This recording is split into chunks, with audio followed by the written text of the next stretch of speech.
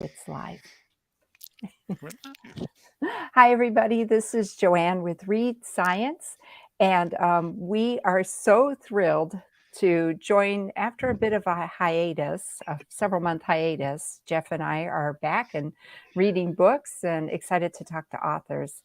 And today we have Riley Black here with us, who is the author of The Last Days of the Dinosaurs, an asteroid, extinction in the beginning of our world. And of course, Riley has written several books, maybe you recognize under a different name. And Riley was a guest with us, our second guest for Read Science 10 years ago. Really? I didn't know it was the second one. Yeah, you and Daniel Loxton were our guests. So first guest was Mary Roach. Wow. We should always allow Mary Roach to have whatever high place we can give her. So, yeah. So isn't that exciting? So welcome back. Oh, it's good to be back. I think this is book number 10, I think, overall. Yeah, I mean, some of them I've read 5. I've read 5. Okay. I mean, I'm not going to fault anybody for not finding a library shelf for all the things that I've written. But yeah, I like this one. This one is a little bit different than most of the other stuff I've written. I've written a lot of kids' books and some stuff that are like encyclopedias or coffee table books. They're just kind of like facts about dinosaurs and things. But this is much more narrative. So I'll go ahead and read your bio, if that's okay. First of all, I'm so excited because this book has won the AAAS Subaru Book Prize, and that they award each year at the AAAS meeting. And I love what they do. So shout out to them. I love what they do. And I'm really glad you won this. So your bio here with this fantastic picture says Riley Black is the critically acclaimed author of Skeleton Keys, My Beloved Brontosaurus, written in stone, and other fossiliferous books with bylines and publications ranging from National Geographic and Scientific American to Slate. And I saw your Smithsonian Magazine article recently. When not writing about fossils or enthusing about them for programs such as All Things Considered or NOVA, Riley often joins paleontology field expeditions from Alaska and Utah to Mexico in search of new prehistoric discoveries. So you're not a paleontologist, but you are there. I mean, I think that I'm not a professional or an academic paleontologist. Right. That's one of the great things about paleontology is that there are all different kinds of ways to get involved in it. Mm-hmm.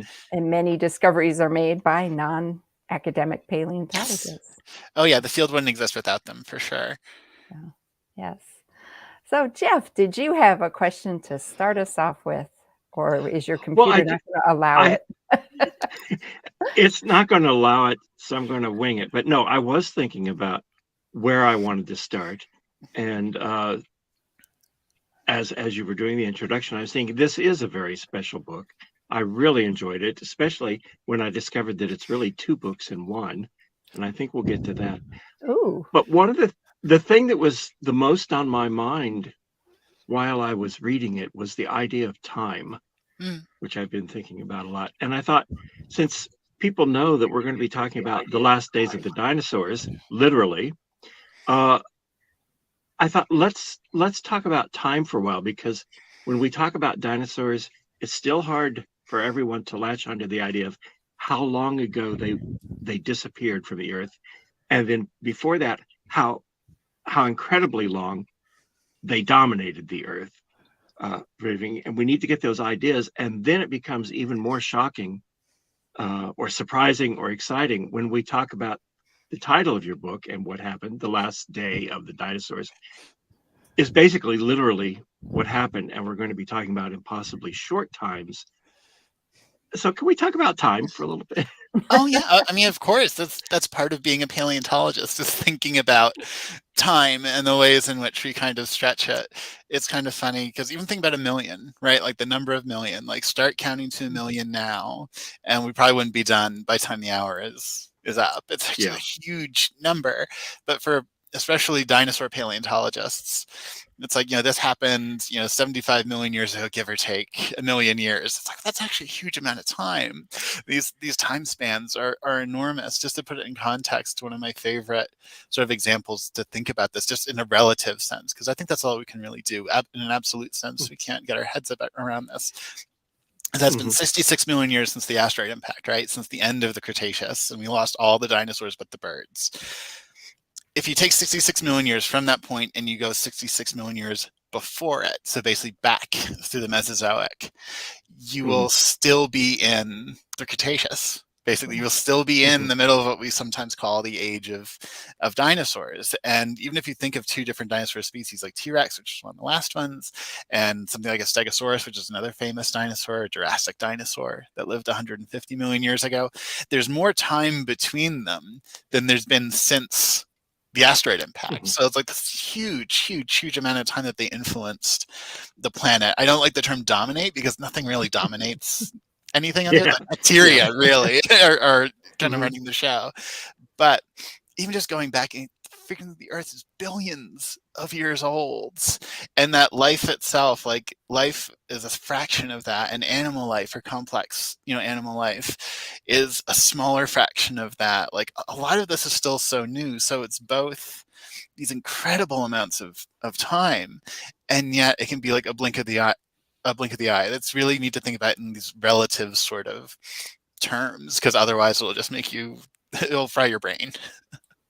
It was a very useful reminder to me that over the long span of dinosaurs on the Earth, some of our favorite dinosaurs never would have known each other because they were extant millions of years apart. Yes. And that's not disillusioning, but that was kind of a shock to us. Like, oh my God, I can't have toy Stegosaurus playing with toy T-Rex or something. Yeah. It's I mean, so weird. But now. What were you going to say? Sorry. Oh, I was ready to change the subject, but I don't really want to. I'm still very interested in this time. Yeah, I mean, it's this weird time compression. So in paleontology, we have this concept called time averaging. So if you look at a formation of rock, sometimes when you look at a particular layer that a lot of bones are found in, you need to ask yourself, does this represent a relatively rapid event? Is this sort of an area where a lot of bones are accumulating over time? And if it seems to be the latter, that this is an area where you're getting sort of, imagine a floodplain, and over many seasons, bones of various animals are being deposited more or less the same place and covered over. But as a paleontologist, you find it as like one chunk. It's called time averaged.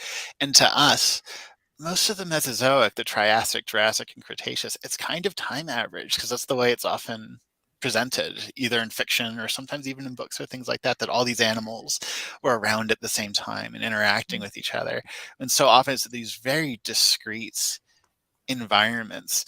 And that goes for like what we think of as dinosaurs in general, I feel like, because if you think about dinosaurs the same way that we think of mammals, right? Like we know that mammals are very diverse, that we're mammals, bats are mammals, whales are mammals, like all these different forms.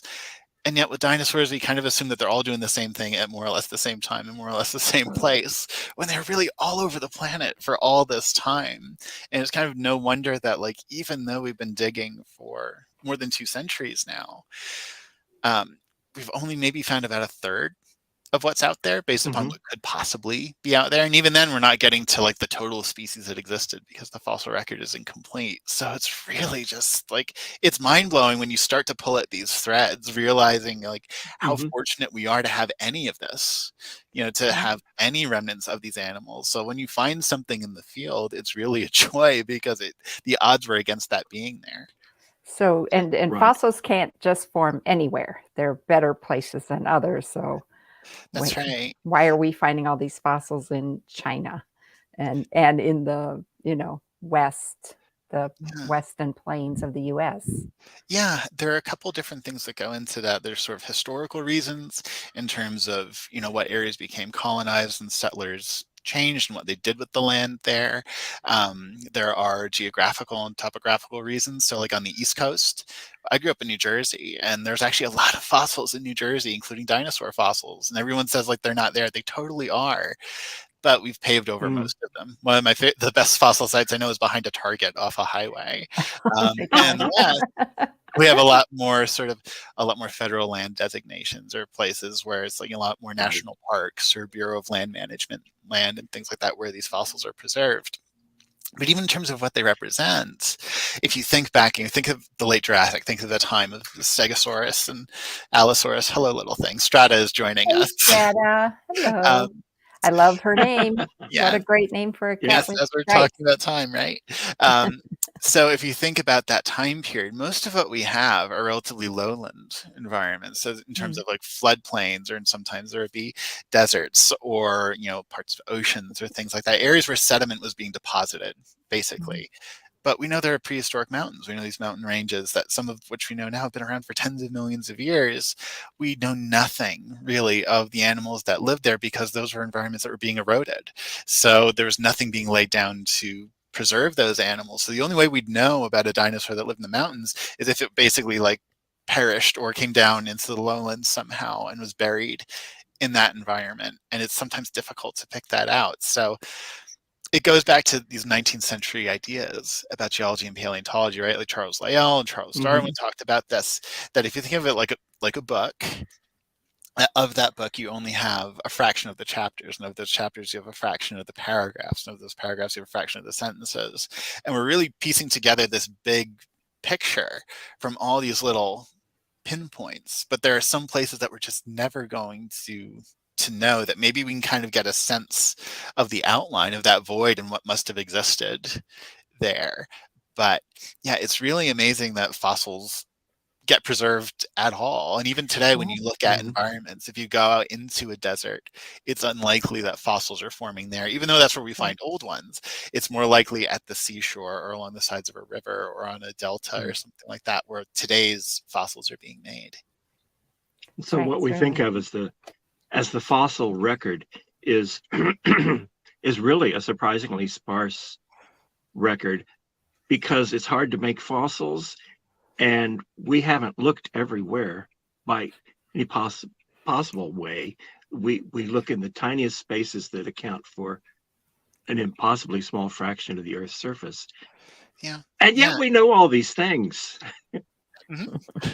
Which is kind of fantastic that we're able to track these big evolutionary changes and these big moments through what we've seen. And I feel like it's strange being somebody so closely associated with dinosaurs, which I do love them. But so much of what we've learned about the pattern of the fossil record come from things like little marine invertebrates, or these called forams. They're like, if you imagine an amoeba and it has like a shell that grows inside of it, and they're so prolific that you can track mass extinctions or all these major changes through them. So a lot of the big picture information we're getting from them, and then dinosaurs are kind of like the animals that grab our attention and get us to learn about the other stuff. Yeah, that's true. That's of many accomplishments, and this is one that we always like to recognize with popular science books. The way you write about these things goes just far enough that people will get an idea of how sparse our factual knowledge is, and yet how we can make sound scientific deductions and put together such a wonderful picture of everything. And that process, which you even talked once about at the end, quotation is in my notes someplace, about how science is not a book of facts, but is a process. And I think you show us the process very nicely here. Thank you. It's amazing what we can learn. Yeah, it's paleontology. Like it's not just data collecting about the past, right? We're always comparing what we're finding to life today, and it's wonderful that all life on Earth is descended from a common ancestor, and we share things in common, like the base pairs of DNA, certain cellular processes, things like that, where even if we can't find direct evidence of it, we know that prehistoric animals must have done these things. I think the example that I use at the end of the book is there's this 19th century book called The World Before the Deluge, and this is sort of like a compendium of 19th century ideas about paleontology and evolution and biology and things like that. And there's this illustration of a Jurassic forest, and there's this bird flying over it, but the bird has no head. And that's because it's meant to be Archaeopteryx, which is the first ever recognized bird in the fossil record that dates back to 150 million years ago. It was found in these limestone quarries in Germany.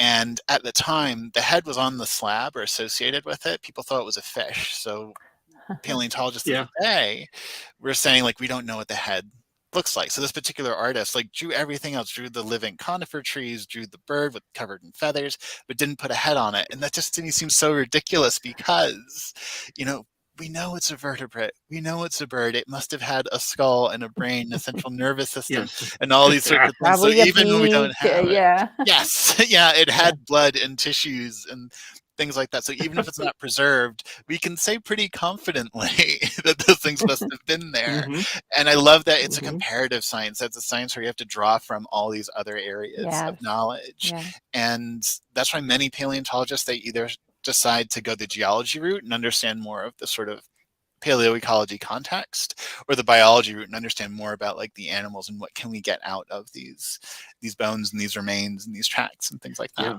Yeah, and it's amazing The because they can find small pieces of a skull and a tooth, and then they Mhm. go, "Hey, this is this dinosaur," you know, or a dinosauromorph, something from Yeah. pre-dinosaur time, and I'm like, "What?" Yeah.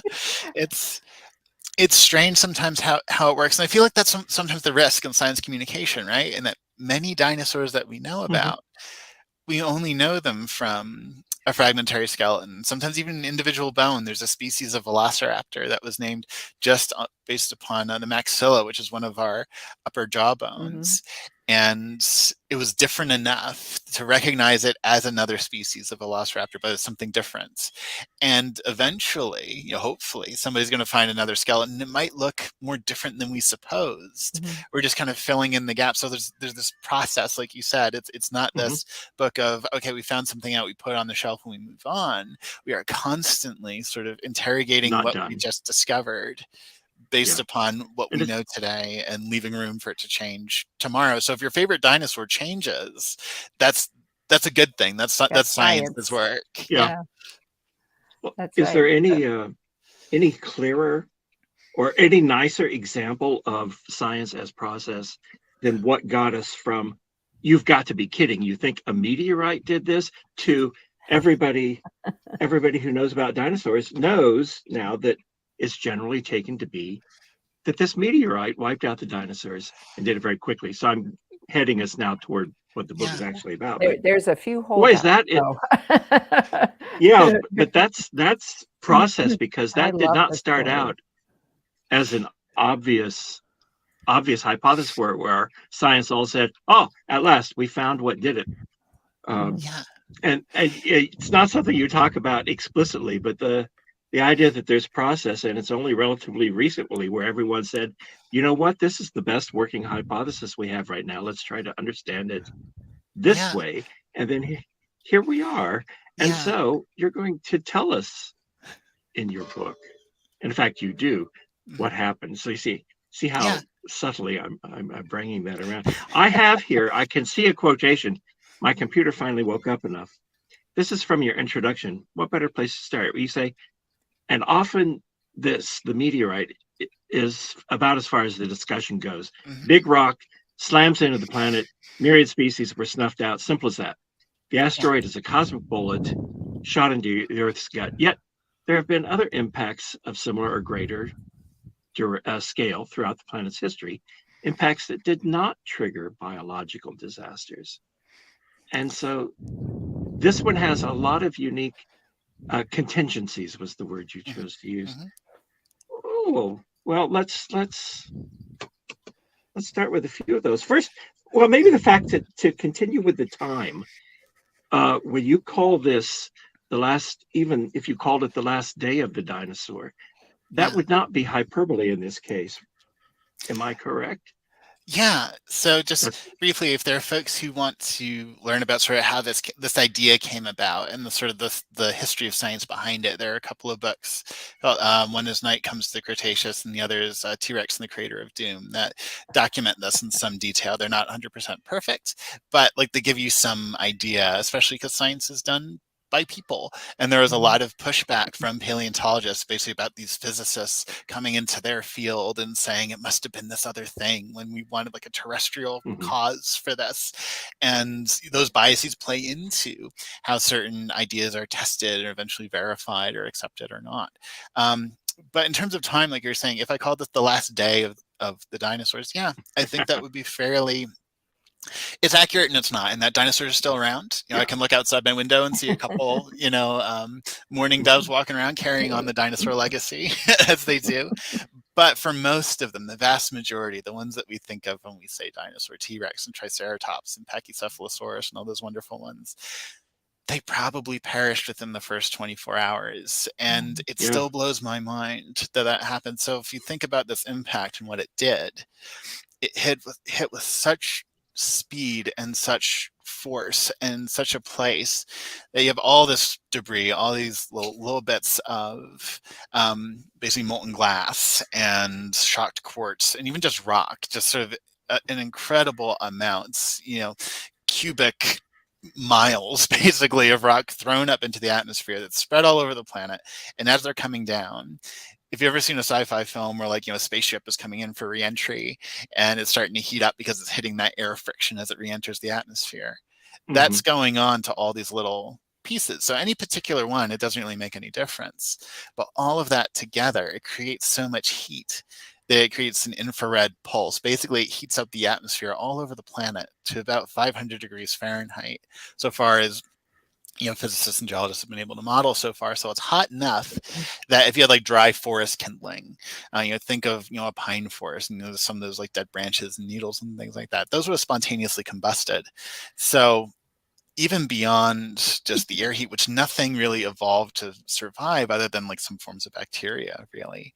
It's so hot that forests are spontaneously erupting into flame. And unless you're very, very small or you live in water, unless you can find some kind of barrier, some kind of shelter, there's really no place to go. A T-Rex isn't going to start madly digging into the ground to try and avoid this. There just isn't an option for these animals. And it seems to explain what we see as the size selectivity, and that animals in aquatic environments, at least until the impact winter, which we can get into, but they fare better in that first day. So really this is not a mass extinction that took place over a million years or hundreds of thousands of years, like the previous four. The previous four were these drawn out changes that sometimes had pulses and all this other detail to them.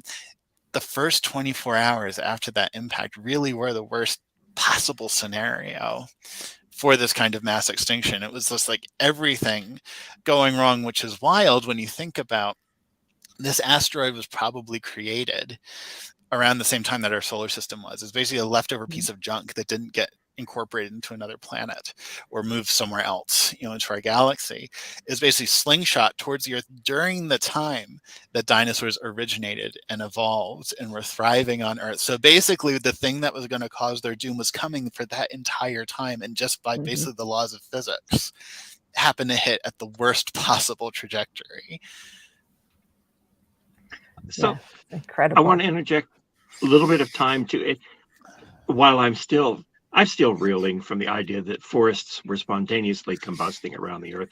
But it's just a little too wild. But that there's whole sequence, this whole cascade of events. But I want to one more time talk about time and how it is that we talk about dinosaurs from 60 million years ago and longer, how they were around for 200 million years, and why it is that the first chapter in your book, after the impact, talk about the first hours that happened after that, and then the first days, and then the first week, and then the first month, which is really a brilliant way to dramatize. So I'd like to hear from you, how you finally came upon looking at that time, and then how each time period you've chosen a representative animal to write about dramatically. Yeah.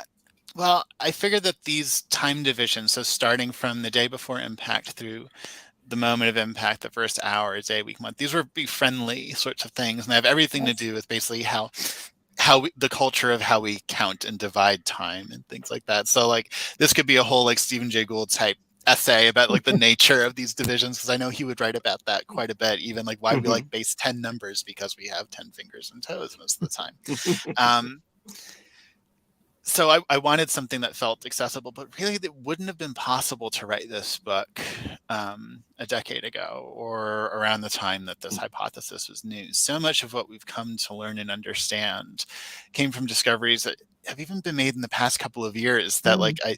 around the time that I came up with this concept, some of these discoveries were finally coming out and starting to be understood. One of the last chapters in the book that takes place 1 million years after impact is primarily based around an area called Coral Bluffs in Colorado that documents from 100,000 years to 1 million years after impact. And you can see, like, as you go through the layers, what species of mammals there are, how they're getting bigger, new forms of plants and things like that. So even though that locality had been discovered decades ago, the analysis of it only really happened, about 5 years or so ago.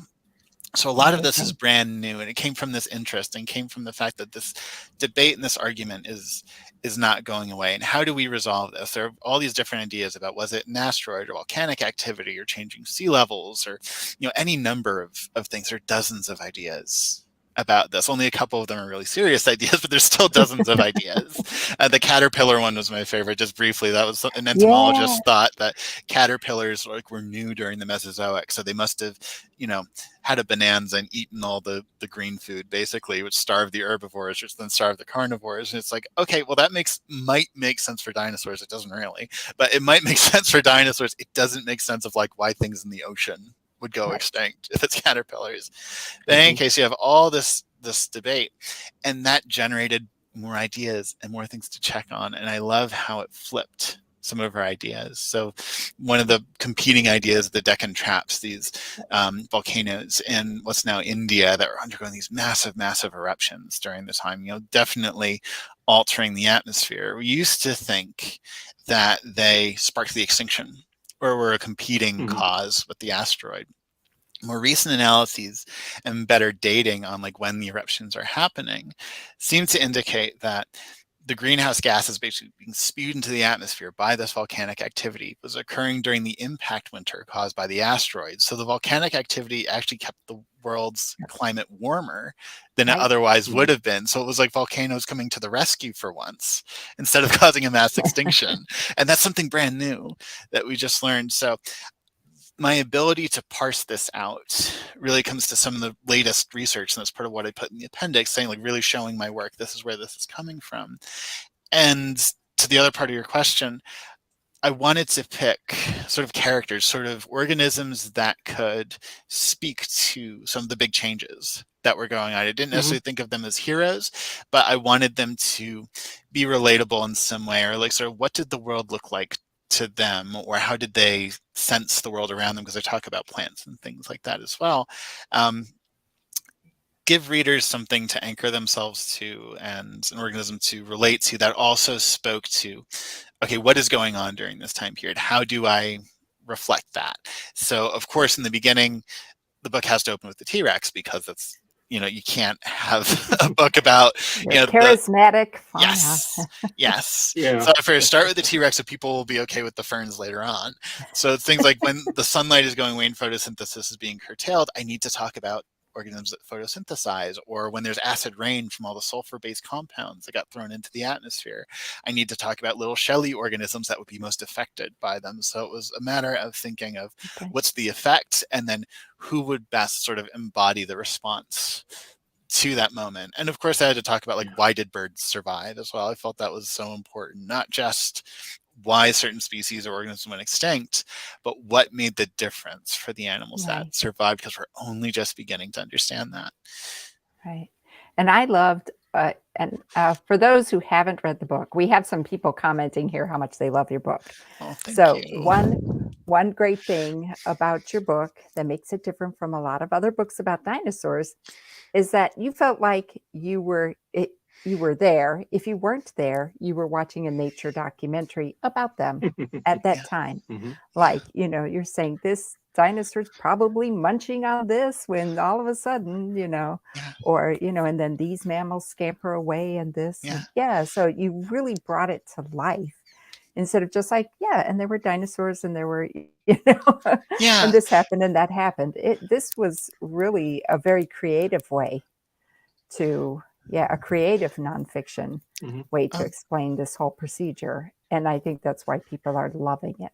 Oh, thank you. I wanted to do something different because we have plenty of dinosaur books, right? They're great. and they're great. if you want the encyclopedia, you want just the information and who was that dinosaur, when did they live, and all that stuff. We've got plenty of books for that. Mm-hmm. But there wasn't really another one like this, not in a number of years. There were two others from decades before. One was Raptor Red, which was a little bit too anthropomorphic, even though it's a lovely read. And there was a paleontologist named Edwin Colbert in the middle of the 20th century who wrote a book called I think it's just The Year of Dinosaur, which always felt a little grammatically awkward, but it was a similar thing, like following this Apatosaurus, like as it goes through their life, and be a little appendix or a little afterword for each chapter about, you know, the science view. But it was so dry, so like I took a little inspiration for that, and maybe a little conceitedly I thought, like, I think I can do this better. I think we can make this fun. Glad you Partially, did. well, that's the thing, right? It's like we spend so much time with the bones, with the remains, thinking about them as life that's been extinguished or things that are not around anymore. But when I go to a museum or when I think about these animals, like, I see them alive. That's kind of the point, is that we're studying all these things to get some sense of what was the living organism like? How did they relate to their environment? How did those changes affect the world around them? And it was almost frustrating in a sense, like just thinking about dinosaurs as these dead things. And I wanted to bring all this information together and really reflect, like, how I see it. And if somebody else wrote this book, they might have had different emphases or picked different animals or what have you. And that's part of what I love about this, is that we don't have 100% of the picture, right? So the way that I see a T-Rex when I'm imagining it in my head is different. That's probably going to be for either of you or somebody else who's listening right now. And I love from all these different viewpoints, we can still get at something fundamental and something real, this kind of touchstone for it. So it was a bit of a balancing act in a sense, like really bring forward this image of the late Cretaceous and the early Paleocene, like as I saw it, while still leaving room for people to have fun with their own imagination. What do they see? What do you see when you think about these animals?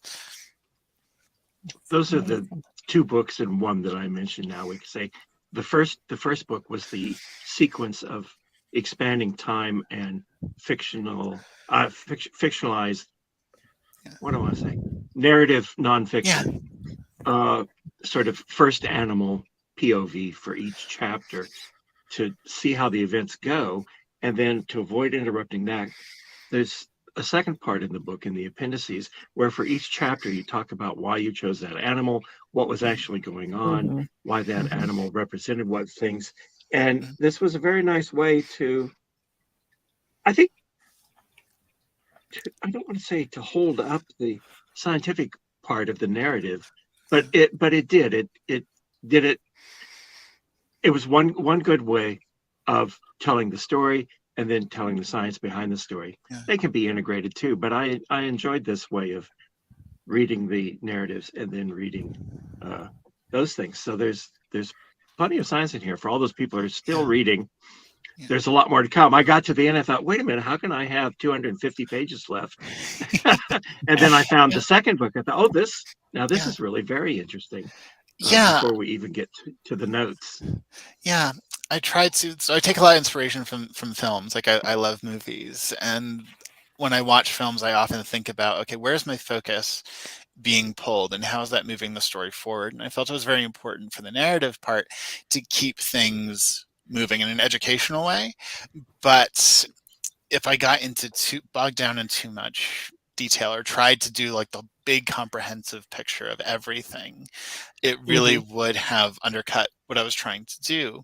And it felt a little risky in writing it. Like I wasn't sure if people were going to read it and look at the appendix and say like, oh, I wish that were in the chapter or something else. But however I tried, there just wasn't a good way to interweave that sense of narrative and now here's a chunk of information. I felt like it would have been too hard of a gear shift. So I kind of wanted to like invite people to read it how they want to. That some people might want all the background information first and then go read the story, or just read the story part, or whatever it is, that I made it as accurate as possible. But I felt it's so important to show the work.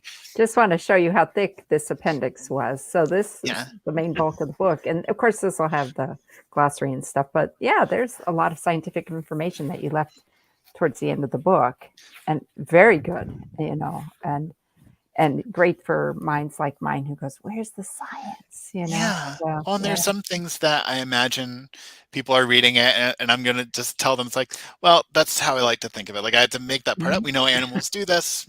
why not? I think the Mhm. opening scene about, a T-Rex, opening up that Triceratops, but all these scavengers are kind of waiting for that moment. That's based upon something I saw in Yellowstone. There was a bison that died near the Mhm. road, and there are all these golden eagles and ravens and stuff kind of milling around because none of them were basically had the foot or jaw strength to open up the tough skin of this bison. So around sunset, this grizzly bear comes from the other side of the valley and opens it up. And the next day, it's a totally different story. And I thought, well, if that's true for a bison, it probably would have been true back in the Cretaceous for something that with like thick, scaly skin, like a Triceratops, where they pass away from whatever Mhm. cause. And it's all the scavengers are basically waiting for the big, powerful T-Rex to come open up that carcass and make it available to them. So even though we don't have direct evidence that in the fossil record, it's something that animals do. And Yep. there's a bit of that. And there are other things that I think might blow people's minds, or like certain behaviors or evidence that we have that you wouldn't expect. That I imagine some people might be reading it and like, Riley, you're making this up. Like, how do we know anything about like dinosaurs had lice? Because we haven't found them Yeah. directly, but we can look at the genetics of modern day feather lice, which still live on Mhm. birds and other things, Mhm. and see that they went through their own mass extinction because basically their hosts mostly passed away during that, the extinction event, and put things like that together. So yeah, I like that combination of being able to say, okay, let's like imagine this, kind of parse this out a little bit based upon what we know now. But there are also just some surprising little tidbits that, my hope is that people read this book and they take it, to the next cocktail party or whatever, or Zoom call or whatever they have, and say like, oh, just learn this neat little thing that life does this, because that's the fun stuff, right? It's like none of us have a Mhm. totally comprehensive integrated view of nature. That's why we have so many scientists who are talking That's about right. this. But there's Mhm. so many little points of resonance, I think, and that's what I hope people find. Mm. But Well, it and I do partic wanna mention that I because of your book, and I have been inspired to go see the KPG boundary or KT boundary. I read that, should I take my friend with me? Will they tolerate this? Yeah, This crazy side trip to go see. But I'm like, yeah, I wanna go because that boundary Yeah, is do it. visible and you yeah, could just touch it and go, "Oh my gosh, this is when yeah. what the deposits from this giant impact." Yeah, for anyone who wants to Do do it, it is visible in various places around the world, not all over the world. Um, but if you're in the United States, particularly the Western United States, if you just put in KT boundary in Google Maps, and that's the old name, we call it the KPG boundary now, but I'm not going to fault the person who named this trail for it. Yeah. But if you just put in KT boundary, it will take you to a trailhead in Trinidad, Colorado, and that's where my girlfriend, our dog, and I went to go see the boundary, and you can just drive right up to it pretty much. It's like a quarter of a mile flat walk, and there it is. Like it's just any other kind of rock out in the desert, but you can go and visit it. And I felt that was important to do. Like I didn't have Mhm. any really great epiphany, but I spent so much time thinking about this pivot point where you have, the age of dinosaurs, and life on Earth, like of all forms, is diverse and it's thriving. And then within about 24 hours, history fundamentally changed. And it's this moment of both loss, because I would love to see these animals, but also recognizing that if they had survived, I wouldn't be here, and none of Right. us would be None here. of us would be. So it's this Mhm. bittersweet sort of inflection point that I just felt important to just see it in person and see how that experience felt. And I think it's wonderful. I hope you get out there to see it. Yeah, For I've me, got it a was couple kids in yeah. Colorado, so I'm sure it's a Yes. hop, skip, Yeah. and jump from wherever they are, but speaking of in person and personal things, you have a little personal note in here of how this book, this transition, from dinosaurs to the current world Yeah. is mirroring what's happening in your life. Yeah. I felt that was important because it's really essential to me that, science is done by people, and our Mhm. perspectives and the cultures that we grow up in and sort of how we feel and our beliefs often filter through in science, that we try our best to be objective. But even then, like, who gets to do science and what background you're coming from, these all play into like our perspectives. And that's why diversity is so important, right? So I felt as a transgender woman that it was really important to say, like, I've picked this story partially because it reflected part of my own. around the time that I was getting ready to write this book, and I'd been thinking about it for a little while, I was just starting to go through a divorce, and I had just begun my gender transition as well. And it felt very much that I kind of been living in, the stereotype 20th century version of it, but living in my own personal kind of like age of reptiles. And then very suddenly, almost basically within a day, this changed. And it was different. There was a lot of grief and difficult things to work through, but it was also learning to thrive and thrive in a different way than I had, just as life on Earth did, making it through that mass extinction. That it was a very difficult time, and yet life still survived, and it started to build itself anew and do different things. And that really resonated with me. And I think people see that in the book. Some of my favorite comments that I've received from it are from other queer people who like this. They have that sense of when you have those realizations and you become more of yourself, how you can thrive in a different way. That's not anything lesser than before. It's something better. It's something different. So I felt that was really critical to share. In the end, it felt a little strange being vulnerable, because most people, they're reading a book about dinosaurs, right? They want to learn about prehistoric life. But I felt like since there was so much personality in it, that would be doing a disservice to readers if I didn't say, okay, this is the frame that I'm looking through, and maybe you see it differently, and that's just as amazing, that you have your own experiences that you can view the past through. So incredible, and thanks for sharing that story. As like you had mentioned to me before, you had one identity that you were showing the world earlier when you're writing all these other books, and you didn't feel like you could just disappear and then come back with a new identity. That people sort of needed to come with you on this journey. It's something that I felt like, it's not that I didn't have a choice, because it's like I did make some active choices in this, but I'd already written a whole bunch of books. I had bylines all over the place. I could have just kind of cut ties with all of that and tried to do something different, but I still, like, my passions are the same. The interests are the same. I'm getting to be more of myself, and like those parts that I've kept, they were always there, just as I always was myself before I came out. I just wasn't free to do it, previously. And in that, it's both difficult. In a way, I do feel privileged enough to be in a position where I can share so much of this, especially right now when, trans people like myself are under such public scrutiny, and there have been so many laws, over 300 this year alone, that are affecting queer people and telling us not to be who we are, that, maybe in a different time, it wouldn't have been very important for me to share this part of myself, or it wouldn't have been especially relevant, but it felt like, especially now, I'm in a position to share these things. And my hope is that other people find resonance in this, whether they feel the same way or it helps them understand.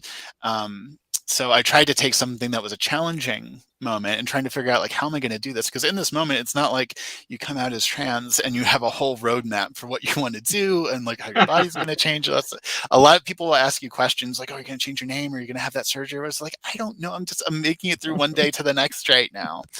And through that process, I felt like it was a way that I could connect to people in a different way. And it's something that I felt comfortable doing, even felt happy about doing. Like, I love when I get comments and responses about this book or about other forms of my work. People's like, yeah, I see the intersection of these things. And I feel better sharing it, as myself. That's something that, like, it doesn't have to do with anything scientific in the book, but so much of what folks who feel gender dysphoria like I did feels like, it's like this brain fog. It's like static. It's hard to think. Sometimes it's hard to fully express yourself. I feel like before this, people were always asking me if something was wrong, because I always had this like concerned face, because everything seemed heavy. And now to recognize things that are difficult, but bring the joy of it, to my work and to my writing, and be excited about sharing these things. It's something relatively new, and I'm hoping to continue it through the next book and the one after that. Right. And what is your next book going to be? Yes. So you mentioned it in the book. So yes. We're safe to ask. Yes. So I'm happy to say that St. Martin's Press, who published Last Days of the Dinosaurs, picked up my next book. I'm going to be taking the same approach, the same narrative, kind of you are here sort of thing, with an appendix with lots of juicy details. Good. And it's going to be about, I keep calling it the romance between plants and animals through time, because we don't have a lot of great books about paleobotany. And honestly, everybody who's written me saying that they love the chapter about the ferns also played into this, because like we treat plants like window dressing when they're really so important. There are all these wonderful moments in evolutionary history where plants are photosynthesizing organisms. They'll do things like oxygenate the atmosphere, or they moved on to land first, or they evolved flowers, and like that relationship with pollination started to open. So plants would do something, and then animals would play off of that. So this is going to be about a specific, it's not about a specific moment in time per se, but it's about sort of this evolutionary, for lack of a better term, love story that took place over, you know, it's critical millions and for millions the of dinosaurs, years. especially. Yes. Right. Yeah. The evolution of the dinosaurs. Yeah. The sample I thought chapter. that was a very. Oh, go ahead, Jeff. I say a very valuable part of the book is like finally getting the idea that of so much actually happening in a literal day or a very short time. And how could that happen when it was just a rock hitting the earth? And seeing the cascade of events and the fact that all these creatures evolved along with all these other creatures and plants and the animals, and they all come to depend on each other in this way that when a big chunk of that is taken out, a lot of it fails catastrophically. And understanding how that made it all possible to happen so quickly was very valuable. And relating it to yourself is fine too. So I'll comment that I think the personal continuity that you maintain here, so that we know that was you. You still love Brontosaurus. Got this. We can take all that along with us. So I think that's a very valuable contribution. And nice of Jeff to harken back to one of your first books, My Beloved Brontosaurus. Exactly.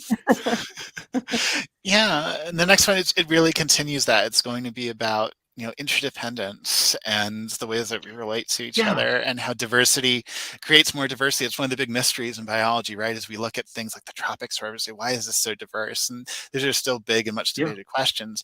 But it's amazing to me, like through time, that when you start to have like life starts to go through these radiations, like diversity starts to crop up and get all these different forms, that it influences other forms of life, and that you get more diversity from it. It's like, I feel like there's this common misconception that, you know, the more sort of forms you bring in, you know, it becomes very neutral. Everything becomes gray. Like it'll be all like intermixed and become very monolithic. And the opposite is actually true, that, you know, the more that you get different expressions of colors and behaviors and ways to photosynthesize and all this sort of stuff, it helps make life what it is. And it's just, I think that's so beautiful.